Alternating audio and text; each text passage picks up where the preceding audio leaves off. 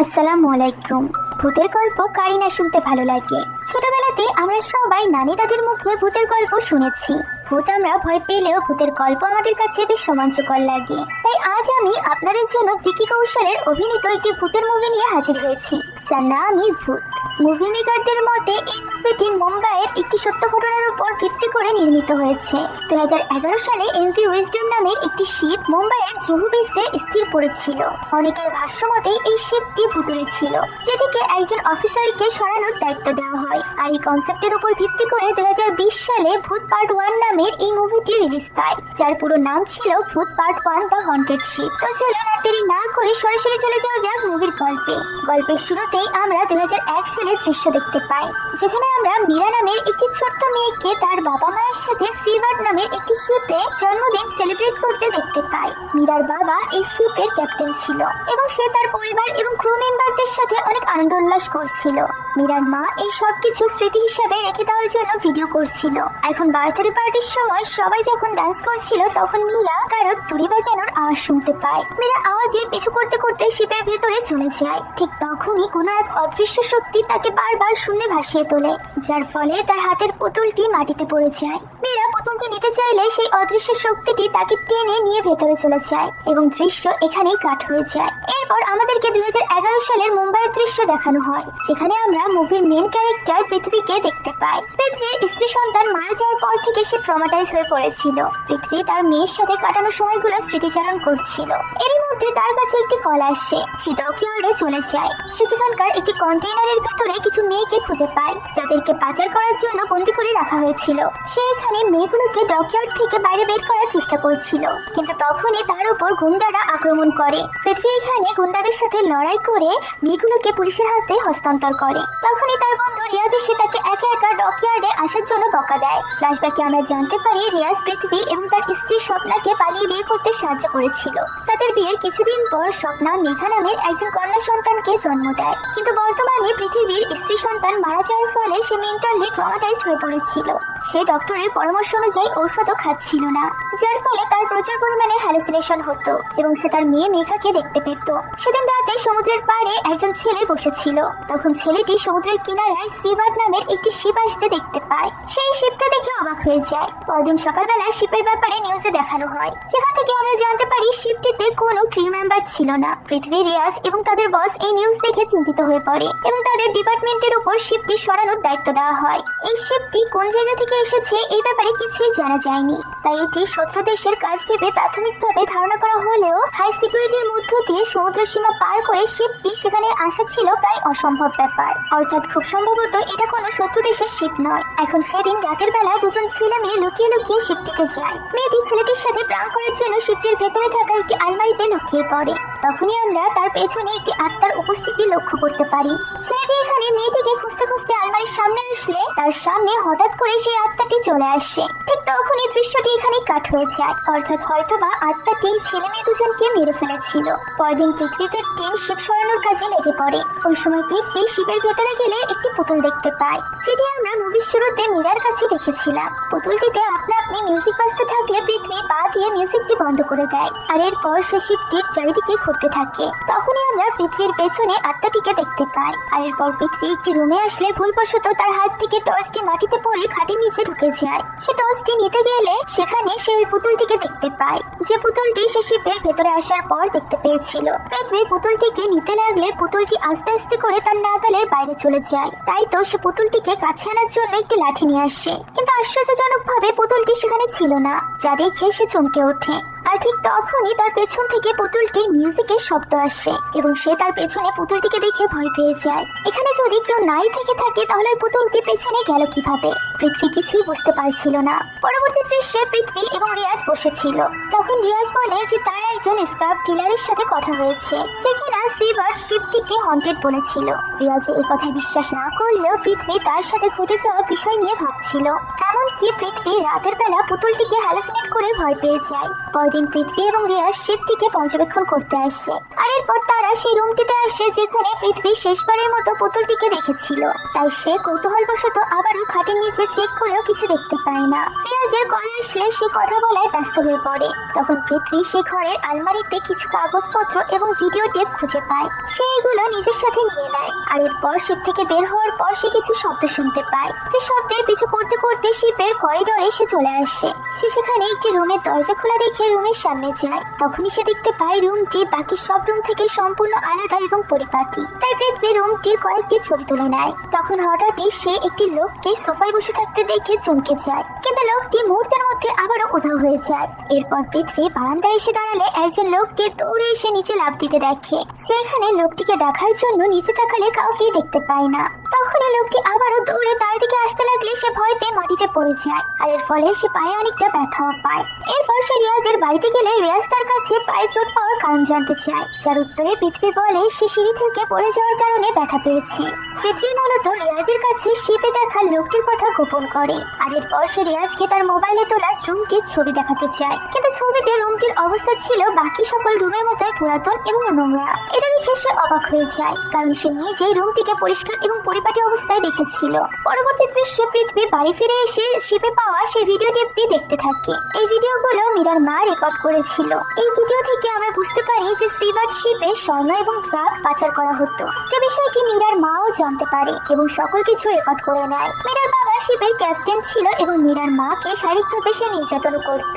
এই বিষয়গুলো এই ভিডিও থেকেই জানা যায়। তবে এরপর আর ভিডিওটি প্লে হচ্ছিল না। তখন পৃথ্বীকে রিয়াজের স্ত্রী নীলোফার কল দিয়ে ডেকে পাঠায়। নীলোফার পৃথ্বীকে প্রফেসর জোশীর সাথে দেখা করাতে নিয়ে আসে, কারণ নীলোফারের মনে হয় পৃথ্বী সাইকোলজিক্যালি সুস্থ নয়। এখানে পৃথ্বী প্রফেসর জোশীর সামনে এলে প্রফেসরের হাতে থাকা প্যারানর্মাল অ্যাক্টিভিটি ডিটেক্টেড মেশিনটি জ্বলে ওঠে। প্রফেসর মেশিনটি অফ করে বলে সেও পৃথ্বীর মতো একটি দুর্ঘটনায় তার স্ত্রী সন্তানকে হারিয়েছিল, যার ফলে সে নিজেও ডিপ্রেশনে গিয়ে নিজেকে শেষ করে দেওয়ার চেষ্টা করেছিল, কিন্তু ভাগ্যক্রমে সে এখনো বেঁচে আছে। এরপর প্রফেসর পৃথ্বীকে জিজ্ঞাসা করে যে সে কি এখনো পর্যন্ত তার স্ত্রী সন্তানকে দেখতে পায় কিনা। পৃথ্বী কিছু না বলে সেখান থেকে চলে যেতে চায়। তখন প্রফেসর পৃথ্বীর ফাইলে তার আঁকা কিছু অদ্ভুত ছবির কথা জিজ্ঞাসা করে। উত্তরে পৃথ্বী বলে এইগুলো সাইড ইফেক্ট, কারণ সে ডাক্তারের পরামর্শ অনুযায়ী ওষুধ খায় না। কেননা তার মনে হয় যে সে যদি ঔষধ খায় তাহলে তার হ্যালুসিনেশন করা বন্ধ হয়ে যাবে, ফলে সে আর তার স্ত্রী সন্তানকে দেখতে পারবে না। আর মাঝে মধ্যে সে চেহারা ছাড়া একটি মানুষকে দেখতে পায় যাকে সে চেনে না। আর এই সব কিছুই হ্যালুসিনেশনের জন্য হচ্ছে। প্রফেসর বলে এই সব কিছু তো হ্যালুসিনেশন নাও হতে পারে, পৃথ্বী হয়তো বা কোনো আত্মা বা ভূতকে দেখতে পায়। পৃথ্বী ভূত প্রেতের এসব কথাই বিশ্বাস করতো না, তাই সে প্রফেসরের কথা হেসে উড়িয়ে দেয়। পরবর্তী দৃশ্যে আমরা দুজন লোককে দেখতে পাই যারা কিনা বীজ পরিষ্কার করার সময় মাটিতে পুঁতে রাখা একটি বিভৎস লাশ খুঁজে পায়। নিউজে দেখানো হয় যে ছেলেটির লাশ পাওয়া গিয়েছে তাকে গায়েব হয়ে যাওয়ার আগে সিবার্ড শিপের আশেপাশে দেখা গিয়েছিল। আর এই ছেলেটিকে আমরা কিছুদিন আগে তার গার্লফ্রেন্ডের সাথে সিবার্ড শিপে দেখেছিলাম। এতে করে পৃথ্বী, রিয়াজ এবং তাদের বসের উপর শিপটিকে তাড়াতাড়ি সমুদ্রে নেওয়ার জন্য প্রেশার দেওয়া হয়। আর এই কারণেই তারা দুজন দ্রুত স্ক্র্যাপ ডিলারের সাথে কথা বলতে চায়। ডিলার বলে যে সিবার্ড শিপটি ভুতুড়ে, যা সে আগেও রিয়াজকে বলেছিল। অতীতে এই শিপটিতে পাচার হতো বলে শিপটিকে বন্ধ করে দেওয়া হয়েছিল। তবে কিছুদিনের মধ্যেই কোনো প্রমাণ না পাওয়ার জন্য শিপটি আবারও চালু করা হয়। তবে 2001 ফেব্রুয়ারিতে শিপটির সকল ক্রু মেম্বারদের নিয়ে শিপটি কোথাও একটা উধাও হয়ে যায়। প্রায় 10 বছর পর এখন আবারও শিপটি কোথাও একটা থেকে ফিরে এসেছে। এই ব্যাপারগুলো রিয়াজ বিশ্বাস না করলেও পৃথ্বীকে ভাবিয়ে তোলে, কেননা সে এরকম কিছুর প্রমাণ শিপটিতে দেখেছে। পরবর্তী দৃশ্যে পৃথ্বীরা শিপটি সরানোর কাজে লেগে পড়ে। তারা অন্য একটি শিপ দিয়ে সিবার্ড শিপটিকে সরাতে চাইছিল, তবে অনেক চেষ্টার পরও ওই শিপটি সিবার্ড শিপকে নাড়াতেও পারে না এবং শিপটিতে আগুন লেগে যায়। তখন পৃথ্বী হঠাৎই শিপের একজন কর্মীকে পানিতে ঝাঁপ দিয়ে ডুবে যেতে দেখতে পায়, ফলে সেও পানিতে ঝাঁপ দেয় তাকে বাঁচানোর জন্য। সে সাথে লোকটির কাছে যায়। ঠিক তখনই সে পানির নিচে সিবার্ড শিপে থাকা একজন মেয়েকে দেখতে পায়, কিন্তু ততক্ষণে উদ্ধার কর্মীরা তাকে এবং ওই লোকটিকে উদ্ধার করে ফেলেছিল। এরপর পৃথ্বীকে হসপিটালে অ্যাডমিট করা হয়, যেখানে রিয়াজ তাকে পানিতে ঝাঁপ দেওয়ার জন্য বকা দিচ্ছিল। পৃথ্বী রিয়াজকে উদ্ধার হওয়া লোকটি এবং মেয়েটির কথা জিজ্ঞাসা করে। তখন রিয়াজ অবাক হয়ে বলে পানিতে কোনো মেয়ে ছিল না। এখানে পৃথ্বীর কথা শুনে রিয়াজ বুঝতে পারে যে পৃথ্বী আবারও হ্যালুসিনেশন করছে। সেই সাথে সে এটাও বুঝতে পারে যে পৃথ্বী হয়তো বা সিবার্ড শিপে কিছু একটা দেখেছিল, যে কারণে সে রিয়াজকে শিপের ভেতরে নিয়ে গিয়েছিল। পরবর্তী দৃশ্যে পৃথ্বী তার বাড়িতে ছিল। তখন আমরা একটি ফ্ল্যাশব্যাকের মাধ্যমে জানতে পারি যে পৃথ্বীর স্ত্রী স্বপ্না এবং মেয়ে মেঘার মৃত্যু রিভার রাফটিং এর সময় হয়েছিল, যার জন্য পৃথিবী সবসময় গিল্টি ফিল করত, কারণ সে জোর করেই তাদেরকে রিভার রাফটিং করতে নিয়ে গিয়েছিল। এখানে পৃথ্বী আবারও হ্যালুসিনেশন করে যে তার স্ত্রী এবং সন্তান তাকে তাদের মৃত্যুর জন্য দায়ী করছে, ফলে সে অনেকটা ভয় পেয়ে যায়, অর্থাৎ তার মধ্যে একটি গিল্টি ফিলিং কাজ করছিল। এখন পৃথ্বী আবারও সিবার্ড শিপে যাবে বলে ঠিক করে, তাই সে রিয়াজকে তার সাথে যাওয়ার জন্য কল করে, কিন্তু রিয়াজ কল রিসিভ করে না। এই কারণে সে আর দেরি না করে একাই সিবার্ড শিপে চলে যায়। শিপে পৃথ্বী কিছু একটা ছায়া দেখতে পায় এবং সেই ছায়াটির পিছু করতে থাকে। সে ছায়াটিকে উদ্দেশ্য করে বলে সে তাকে সাহায্য করতে চায়, আর এরপর সে একটি সিঁড়ি দিয়ে নামার সময় সিঁড়িটি ভেঙে পড়ে যায়। পৃথ্বী সেখানেই ঝুলতে থাকে। সে উপরে উঠে আসার চেষ্টা করছিল, কিন্তু তখনই হঠাৎ করে একটি আত্মা তার সামনে চলে এলে সে ভয়ে নিচে পড়ে যায় এবং এতে করে সে অজ্ঞান হয়ে যায়। অন্যদিকে এই ব্যাপারে কিছু না জানা রিয়াজ পৃথ্বীর বাড়িতে এসে তাকে খুঁজতে থাকে। এদিকে পৃথ্বীর জ্ঞান ফিরে আসলে সে কারোর তুড়ি বাজানোর আওয়াজ শুনতে পায়, ফলে সে ভয়ে লুকিয়ে পড়ে। আর এরপর সে শিপ থেকে বের হওয়ার অনেক চেষ্টা করে। তখন সে সেখানে একটি ক্যামেরা খুঁজে পায়, যেটি সে তার সাথে করে নিয়ে নেয়। এদিক ওদিক ঘুরতে ঘুরতে সে একটি রুমে চলে আসে, যেখানে একটি লাশ পড়েছিল, যা দেখে সে আরো বেশি ভয় পেয়ে যায়। সে সাহায্যের জন্য চিৎকার করে, কিন্তু কেউ তার চিৎকার শুনতে পায় না। সে খেয়াল করে তার সামনে মেয়েটির আত্মা দাঁড়িয়ে আছে। আত্মাটি চিৎকার করে তাকে একটি ভারী বস্তু দিয়ে আঘাত করতে লাগে। এরই মধ্যে সেখানে রিয়াজ এসে দরজা খুললে ওই বস্তুগুলো দরজায় লেগে বাধাগ্রস্ত হয় এবং এতে করে পৃথ্বী বেঁচে যায়। রিয়াজও সেই আত্মাটিকে দেখে হতভম্ব হয়ে যায়। আত্মাটি তাদের উপর আক্রমণ করতে আসলে তারা দৌড়ে পানিতে ঝাঁপ দেয়। পরবর্তী দৃশ্যে পৃথ্বী শিপ থেকে নিয়ে আসা ক্যামেরা থেকে ভিডিও ফুটেজগুলো দেখছিল, যেখানে সে মীরার জন্মদিনের ভিডিও দেখতে পায়। এরপর সে বাথরুমে গেলে আয়নায় মেয়েটির আত্মাকে দেখে ভয় পেয়ে যায়। ঠিক ওই মুহূর্তে তার পানির নিচে দেখা মেয়েটি, শিপে দেখা আত্মাটি এবং ভিডিওতে দেখা মীরাকে দেখে কিছু একটা মনে পড়ে যায়। তাই সে শিপ থেকে নিয়ে আসা কাগজপত্রগুলো পড়া শুরু করে। সে আবারও ভিডিওটি দেখা শুরু করে, যেখানে সে দেখে শিপে থাকা সকল লোক একসাথে পানিতে ঝাঁপ দিয়ে নিজেকে শেষ করে দিয়েছিল। পরবর্তী দৃশ্যে আমরা পৃথ্বীকে দেখতে পাই, যে কিনা রিয়াজ, নীলোফার এবং প্রফেসর জোশীর কাছে ভিডিও ফুটেজ এবং সকল কাগজপত্র নিয়ে দেখা করতে যায়, যেখানে উল্লেখ ছিল যে শেষবার সিবার্ড শিপটিতে 7-8 বছরের একটি বাচ্চাকে দেখা গিয়েছিল। আর পৃথ্বী এবং রিয়াজ যে আত্মাটিকে দেখেছিল তার বয়স ছিল 13-14 বছর। যেহেতু মীরার লাশ কোনোদিনও খুঁজে পাওয়া যায়নি, তাই পৃথ্বীর মতে মীরা এখনো পর্যন্ত বেঁচে আছে এবং সেই ওই শিপটিতে আছে, কারণ শিপে যদি কোনো আত্মা থেকেও থাকে তাহলে আত্মার বয়স কখনো বাড়বে না। অর্থাৎ শিপে থাকা মেয়েটি কোনো আত্মা নয়, বরং সে জলজান্তা একজন মানুষ। রিয়াজ এখানে পৃথ্বীর কথা মানলেও প্রফেসর জোশী বলে পৃথ্বীর কথা যদি সত্যিও হয় তাহলে মীরাকে কেউ পজেস করে রেখেছে। পৃথ্বী মীরাকে সাহায্য করতে চাইছিল। প্রফেসর বলে যে মীরাকে সাহায্য করার আগে কে তাকে পজেস করে রেখেছে এই ব্যাপারে জানা প্রয়োজন। পৃথ্বী মীরাকে সাহায্য করতে চাইলেও রিয়াজ এই ক্ষেত্রে দ্বিমত পোষণ করে। যাই হোক, এখন আমরা পৃথ্বীকে দেখতে পাই, যে কিনা সিবার্ড শিপের সকল ক্রিউ মেম্বারদের রেকর্ড বের করে। রিয়াজ পৃথ্বীকে ভিডিও ফুটেজটি পুলিশকে দিয়ে দিতে বললে পৃথ্বী এতে রাজি হয় না। পরবর্তী দৃশ্যে পৃথ্বী বাড়িতে ছিল, তখনই কেউ একজন তার দরজায় কড়া নাড়ে। পৃথ্বী দরজা খুলে কাউকে দেখতে পায় না। সে দরজা লাগিয়ে পেছনে ফিরলে অনুভব করে দরজাটি নিচ থেকেই খুলে গিয়েছে। ঠিক তখনই সে তার পায়ের কাছে মেঘার স্প্রিং টেলিফোনটি দেখতে পায়। সে এটি হাতে নিলে নিজেকে রিভার সাইডে আবিষ্কার করে, যার এক পাশে মেঘা টেলিফোনের একটি অংশ নিয়ে দাঁড়িয়েছিল। পৃথ্বী মেঘার সাথে কথা বলে যেখানে মেঘা তাকে ডাকছিল, সে মেঘার কাছে যেতে লাগলে তার সামনে একটি ছোট্ট মেয়ের ঝুলন্ত লাশ আসে, যা দেখে পৃথ্বী ভয় পেয়ে মাটিতে পড়ে যায়। সে হতবাক হয়ে যায় যখন সে দেখতে পায় সে তার ঘরেই আছে। সে বুঝতে পারছিল না যে তার সাথে যা কিছু হচ্ছে সবকিছুই তার হ্যালুসিনেশন নাকি সত্য। পরদিন পৃথ্বী 2001 সালের সিবার্ডের সকল ক্রিউ মেম্বারদের লিস্ট পেয়ে সকলের বাড়িতে কল করে, যেখান থেকে সে জানতে পারে যে লিস্টের সকল মেম্বাররা শিপ দুর্ঘটনার অনেক আগেই মারা গিয়েছিল, যে ব্যাপারটা বেশ অদ্ভুত ছিল।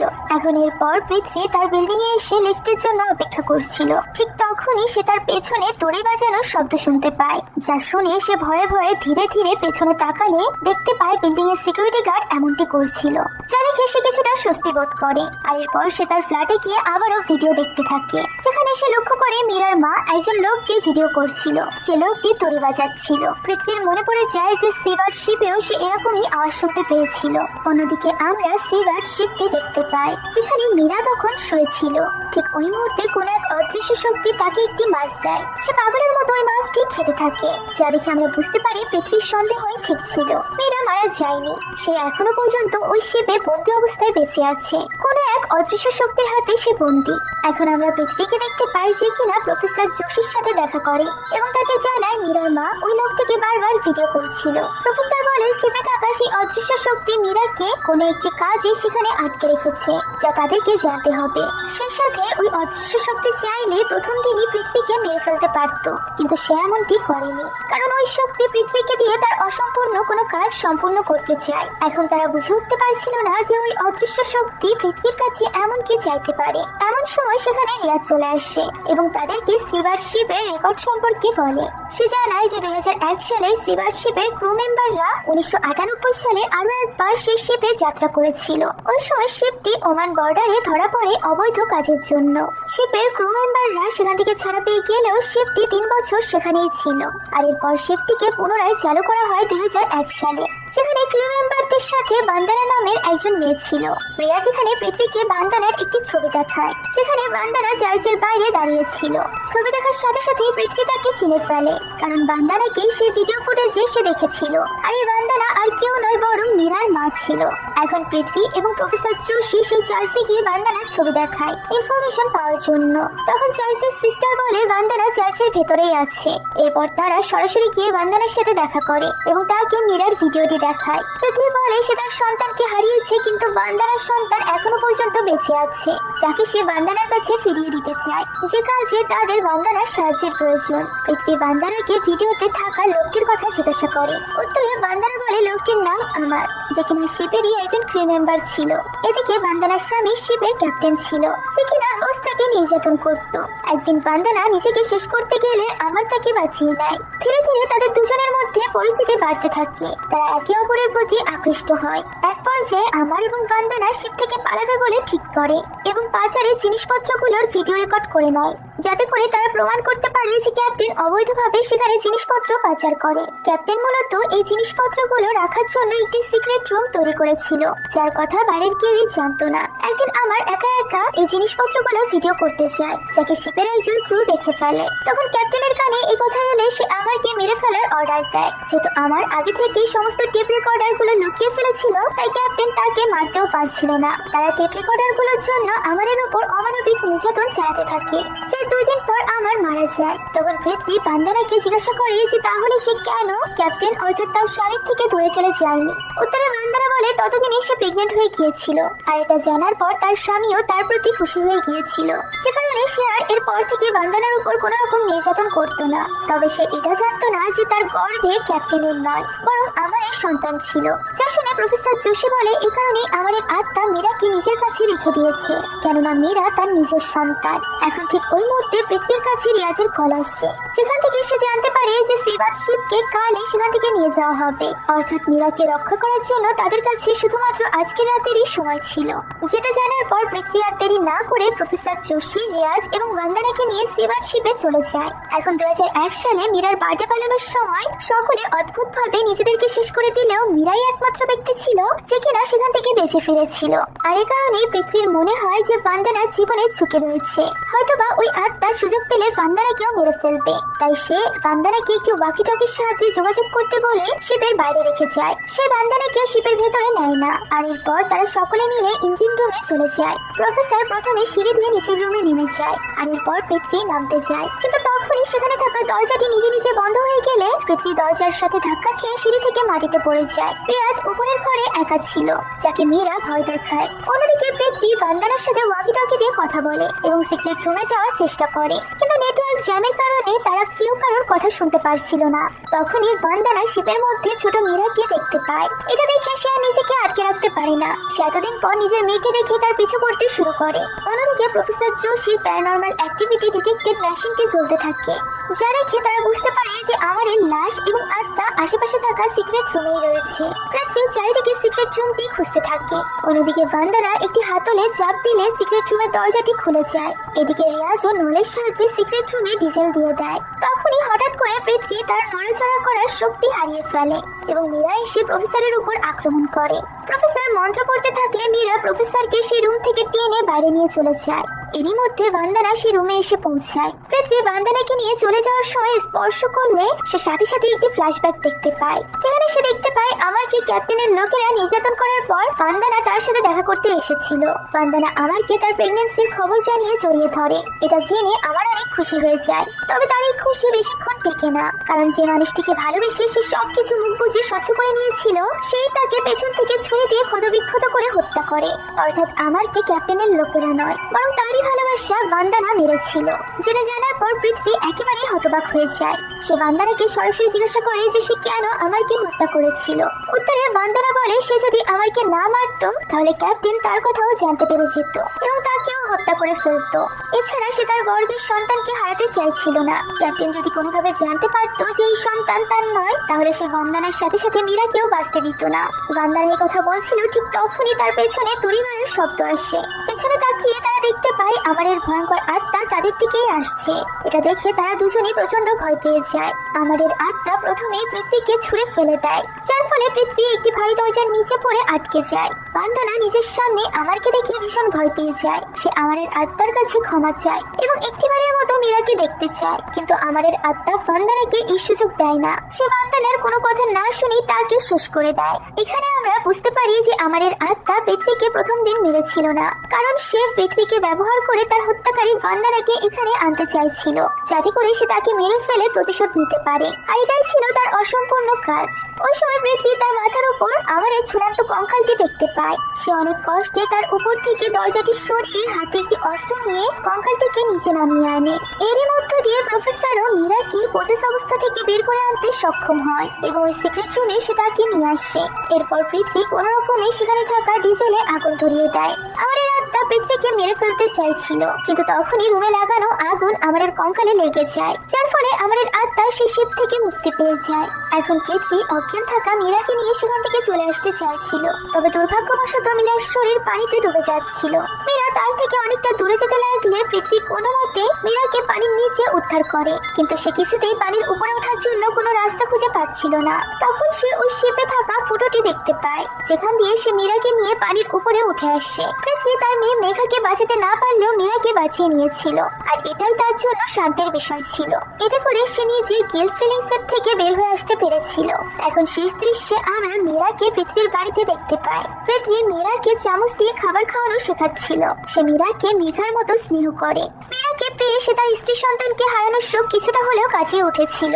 এখন মীরাই ছিল তার পৃথিবী। এদিকে আমরা ওই জাহাজের মধ্যে আবারও এক অশুভ ছায়াকে দেখতে পাই, আর এই ছায়াটি হয়তো বা মীরার মা বান্দানার হতে পারে, যে ব্যাপারে আমাদেরকে এই মুভিতে কোনো কিছুই জানানো হয়নি। তবে যদি কখনো এই মুভির সেকেন্ড পার্ট বের হয় তাহলে সেখানে আমরা এই প্রশ্নের উত্তর পেতে পারি। আপনাদের কাছে এই মুভির গল্প কেমন লাগলো তা কমেন্টে জানাতে ভুলবেন না। সেই সাথে আমাদের চ্যানেলে যদি আপনারা নতুন হয়ে থাকেন তাহলে please subscribe to our channel. Thank you so much for watching this video. আল্লাহ হাফেজ।